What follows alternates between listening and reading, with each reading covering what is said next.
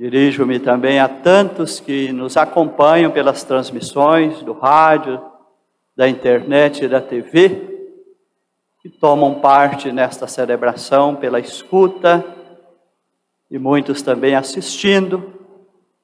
O anúncio do Evangelho, com certeza, está chegando também ao coração de cada um. Nossa liturgia traz a solenidade de Cristo, Rei do Universo.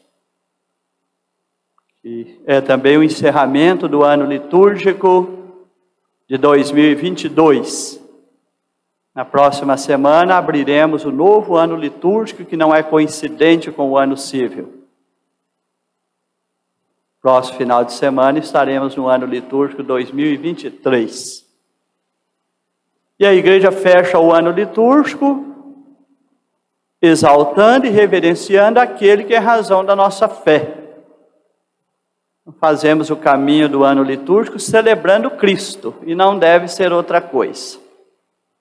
Tudo na igreja é Cristo. O que sai de Cristo não é igreja. E temos que ter muito cuidado com os ventos que sopram em nós e à nossa volta.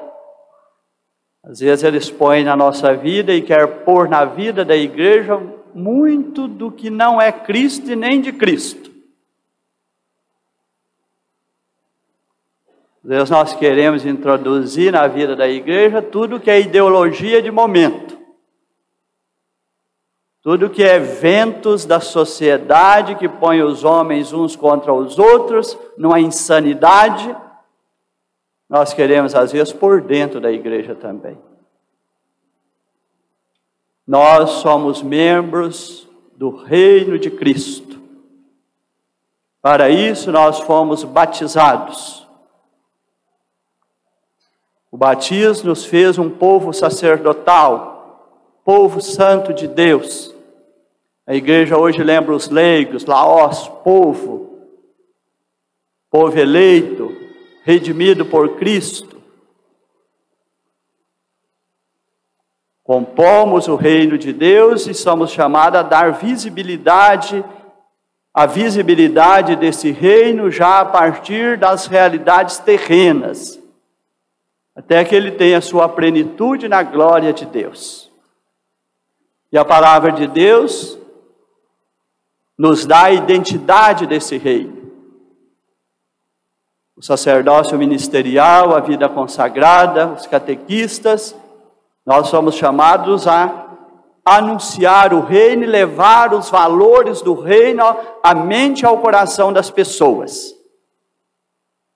E se eu perguntar aqui, será que o reino de Deus está no nosso coração? Não estou falando aqui de um Cristo, de uma fé intimista, não, que eu faço dele o que eu quero. Estou falando do Cristo verdadeiro. Eu falo daquele que veio até nós pelo mistério da encarnação. Este que viveu a nossa condição humana e não fez do ser igual a Deus uma usurpação. Nos ensinou o caminho do amor, do serviço, da doação, da verdade e do bem. Nos colocou na realidade do reino e nos chama ao seu seguimento. Nós somos chamados a acolher o Cristo e o reino. Papa Francisco tem se preocupado muito de uma igreja que diz que tem uma fé num Cristo que não tem evangelho. Como se Cristo tivesse descido do céu no crucifixo para nossa consternação, para um pietismo religioso. Como se Cristo tivesse descido do céu no ostensório, para o culto de adoração. Cristo não desceu, não anunciou, não ensinou e nem é caminho. Que nos leva a uma igreja só dentro do templo e não uma igreja presente no mundo, sendo testemunha e construtora do reino, à luz do Evangelho. O Evangelho anunciado nesta mesa é para nos alimentar, é o pão da palavra, que nos nutre, que nos orienta como viver na dinâmica do reino de Deus. Esse reino que Cristo tem a primazia e a supremacia. Cristo está em primeiro lugar e acima. Nós não passamos de servos. Não somos mandatários em Cristo. Somos servidores. Ele é o verdadeiro Senhor. Não reverenciamos as propostas do mundo como Jesus não reverenciou. Reverenciamos a Cristo e ao Evangelho. E hoje muitos querem que a igreja reverencie o mundo e suas propostas.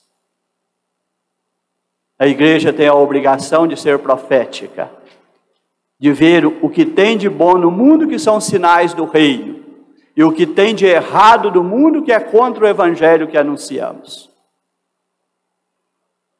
Por sinal, participei esta semana do Congresso Eucarístico Nacional, 18º em Recife, e uso aqui os paramentos. Esse Congresso Eucarístico trabalhou a teologia, a fundamentação bíblico-teológica da Eucaristia na perspectiva da partilha. A Eucaristia tem um fundamento bíblico-teológico relacionado com a partilha, que é mais do que dar cesta básica. É o mundo fraterno. Uso aqui a cruz de Dom Helder, a réplica. Um grande profeta. Deixou o seu testemunho de quem entendeu o reino de Deus e se colocou a serviço dele. E a igreja está conduzindo um processo rumo à proclamação de sua canonização, para que sirva também de exemplo para uma igreja eucarística.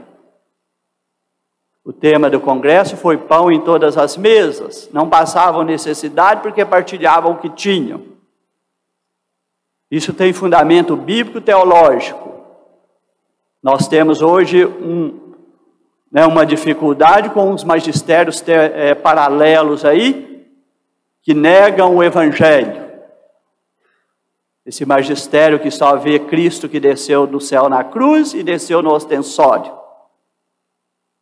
Cristo que não entrou nas realidades do mundo, não reagiu, não dialogou, não ensinou, não contestou. Como se Cristo tivesse ficado indiferente a tudo no seu tempo. Porque ele ficou indiferente a tudo, ele morreu na cruz. Deve ser por isso, né? É um Cristo que não se comprometeu com nada. Como o Pai me enviou, eu também vos envio. A igreja é continuadora. A igreja é Cristo que a quis e a constituiu na cruz e a enviou ao mundo no Espírito Santo.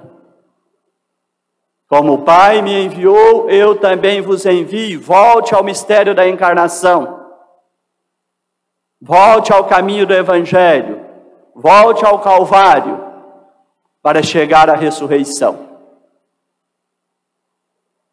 Não se chega à ressurreição não vivendo Cristo desde o seu nascimento até a crucifixão, fazendo o caminho do Evangelho.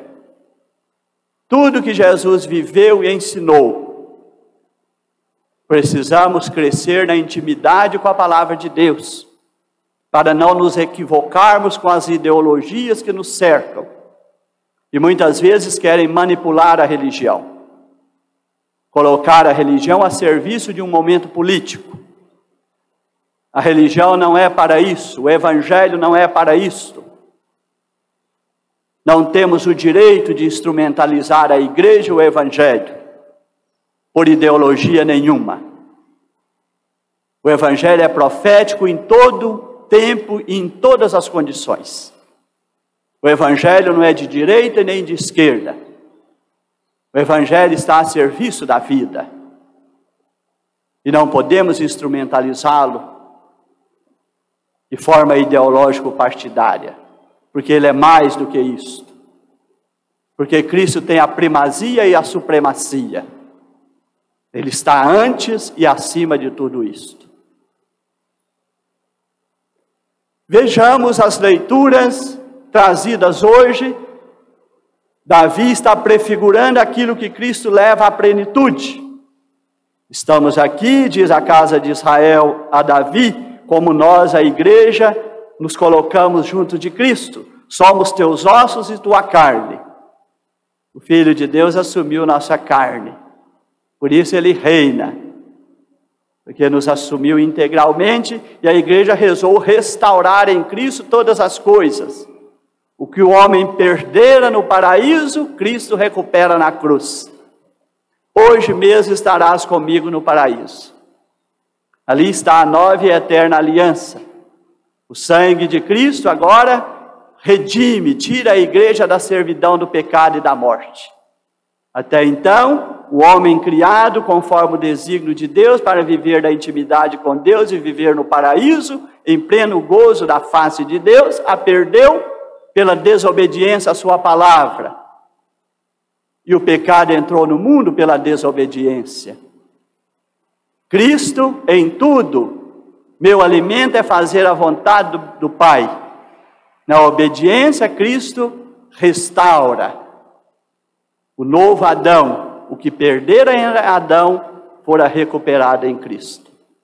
E nós participamos, porque somos o povo redimido, o povo que agora em Cristo, na sua graça, teve recuperada a sua intimidade com Deus, participa do reino aqui e poderá ingressar definitivamente no reino, na casa do Pai onde Jesus está, e é nessa direção que Ele nos conduz, e a igreja está no mundo para ser instrumento que leva a Cristo para que Cristo leve toda a sua igreja ao Pai. Nós somos membros desse corpo cujo Cristo é a cabeça. E na parte final, o rei Davi fez com ele uma aliança no Hebron. Cristo fez com a humanidade a aliança na cruz e prenunciou esta aliança na instituição da Eucaristia. Este é o cálice do meu sangue, da nova e eterna aliança, que será derramado por vós. Fazemos memória desse cálice toda vez que a Eucaristia é celebrada. Que Cristo novamente se doa por nós e nos redime. E a segunda leitura fala desse senhorio de Cristo, que somos integrados nesse reino que Jesus constituiu para nós. Ele é o primogênito de toda a criação. Por causa dele, tudo foi criado. No céu, na terra, visíveis e invisíveis. Os poderes terrenos, nada se sobrepõe a ele. Sejam trono, dominações, soberanias, potestades. Ele tem a primazia, porque ele é a cabeça do corpo, que é a igreja. Ele é o princípio. Ele é o primogênito dentre os mortos. É desse reino que nós participamos pelo batismo.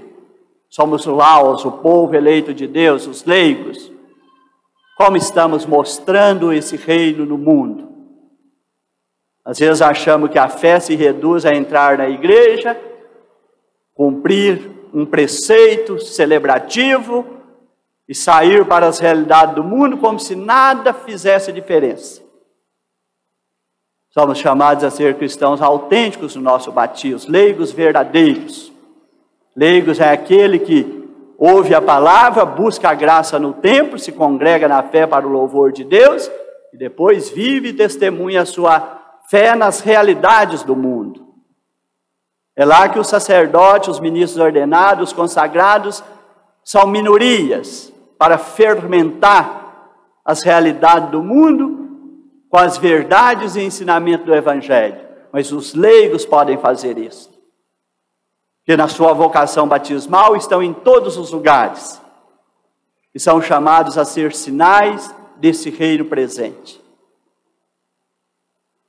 E aí vemos, pelo Evangelho de hoje, infelizmente em muitos lugares vão celebrar Cristo Rei, talvez pondo manto, pondo coroa dourada na cabeça de Cristo, tudo que Cristo recusou. Cristo, nós temos que vê-lo nascendo em Belém. Chegou para um recenseamento quando o poder civil impôs ao Filho de Deus o enquadramento. E o Filho de Deus não fez uma usurpação, foi ao recenseamento. Maria e José foram com Maria grávida e lá Jesus nasceu. Nasceu na simplicidade do despojamento. As hospedarias estavam cheias, ele nasceu num curral. É para dizer o que significa uma vida de ostentação. O que significa os berços de ouros que estão por aí, custando o sofrimento e a pobreza e a fome de tanta gente. O Filho de Deus não entrou nessas usurpações do mundo. Ele viveu acima delas.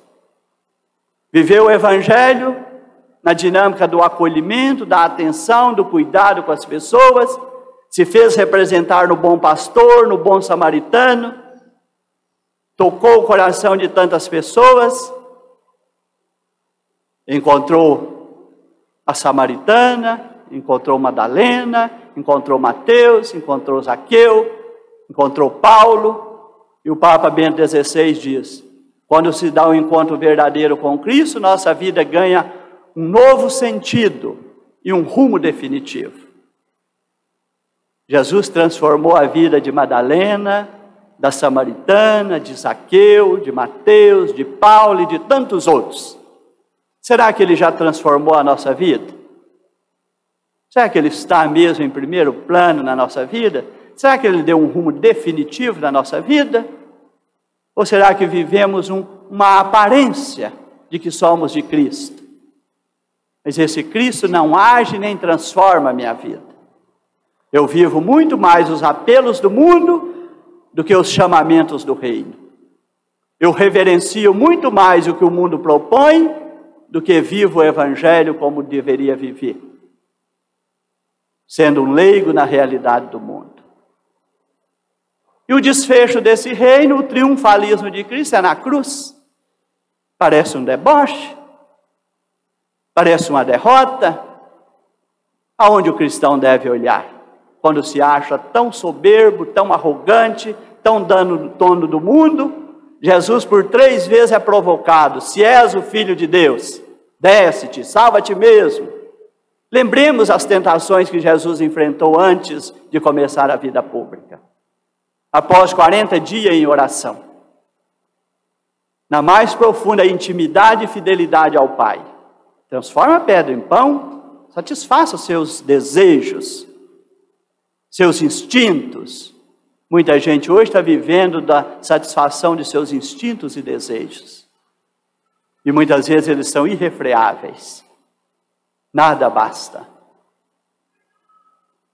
Levou Jesus ao alto: te darei todos os reinos que és capaz de ver. Jesus recusou. Quantos querem ser dono do mundo inteiro? Jesus não entrou nessa dinâmica. Pilatos se incomodou com Jesus, viera para dividir o reino. Jesus fala: eu sou o rei, mas o meu reino vim ao mundo para dar testemunho da verdade. Não é esse reino da mentira de Pilatos. Não são tantos reinos da mentira que reinam sobre nós. Não é este o reinado de Cristo e nem o seu reino. Pula-te daqui abaixo se és filho de Deus. Jesus recusou: não tentarás o Senhor teu Deus. Não fez do ser igual a Deus superpoderes, como muitos querem ter, superpoderes. Acha que a profissão que tem, o dinheiro que tem no bolso, o dá direito de estar acima de forma arrogante de todos e explorar a todos. Jesus não explorou ninguém. Fez as renúncias, as negações, e morre na cruz, bateu numa face, oferece a outra, dando perdão, reconciliando. Porque ele nasceu como príncipe da paz. E é ele que nos reina, é o príncipe da paz. Por isso a igreja nos leva a rezar hoje no prefácio: reino da verdade e da vida. Enquanto hoje nós temos muitos reinos da mentira e da morte. E muitas vezes batemos palma para esses reinos. Reinos da graça e da santidade. Vamos naturalizando o mundo do pecado, como se estivesse na maior normalidade. Reino da santidade, reino da paz, da justiça e do amor. Estamos batendo muitas palmas aí para reino sem amor, sem justiça e sem paz. Qual é a nossa referência? É bater palmas para esse reino ou reverenciar Cristo e tomar parte no seu reino? Cristo, Rei do Universo. Que Ele esteja verdadeiramente no centro da nossa vida, porque somos discípulos. Somos a igreja a serviço do reino. Que esse reino ganhe visibilidade no mundo, porque vivemos autenticamente, verdadeiramente, o nosso batismo e a nossa fé. Dou uma palavra ao coral, nos seus 100 anos. É uma alegria para nós contar com o coral Santa Cecília, especialmente aqui na nossa Igreja Catedral Santo Antônio. Os seus 100 anos de história, tantos participaram, gerações se sucedem. Temos membros aqui que já participam do coral há mais de 40 anos, né?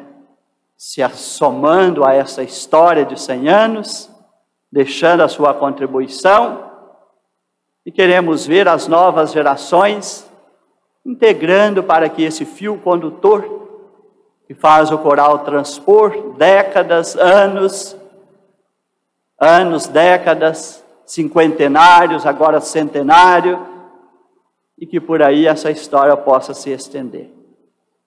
E o coral, para além de podermos considerar na perspectiva da música clássica erudita, para nós nos é muito mais valioso um instrumento de evangelização. É um coral muito particularmente a serviço da música sacra, que também contribui na evangelização, porque entoa o canto litúrgico em nossas celebrações. Que Deus mantenha esse colégio, esse coral, na sua missão, na sua atuação, na vida dessa comunidade paroquial e Catedral Santo Antônio, e também é um bem cultural para a cidade de Sete Lagoas, onde a cultura tem sido tratada, às vezes, com muito pouco relevância. Que ela possa ganhar visibilidade. E nós, como igreja, também queremos fazer isso. Eu me sinto culpado, mas estou na diocese há pouco tempo também. Mas quero encontrar meios de darmos mais visibilidade, que a cultura também evangeliza e edifica as pessoas. Nós não podemos pôr a ambição do lucro acima de tudo, como se cultura fosse despesa, na qual não se pode investir, porque não dá lucro imediato. Mas a cultura edifica a pessoa e glorifica a Deus. Que Deus continue abençoando o coral e sua história.